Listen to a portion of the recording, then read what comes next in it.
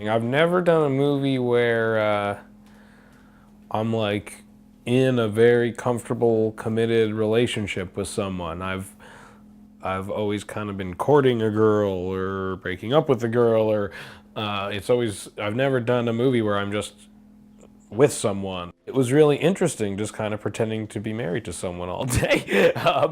And it was great. It was a lot of fun, and she made it really easy, and it's amazing how easy it is to convince yourself that you're allowed to be comfortable around someone when the cameras are rolling, and how awkward it becomes the second they stop rolling.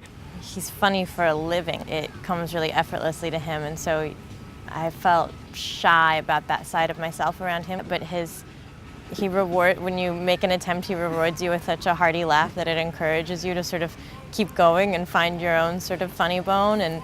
And so by the end of it, I felt like maybe I could be a comedian. Maybe I could do stand-up. People don't necessarily think of him as an actor as much as a comedian, but I've always been kind of really taken aback by the depth he brings to his characters. And he was like the person for me, like the only character like I knew from the second I wrote it who it was, and it was always him. And so he was kind of like my anchor in a way for the whole film. Lou is, in a weird way, the character I feel like I get the most and I identify with the most, and that I have the most sort of uncomplicated love for. He has a belief, like most of us at various points in our life, that if you don't address something head on, it has a chance to go away.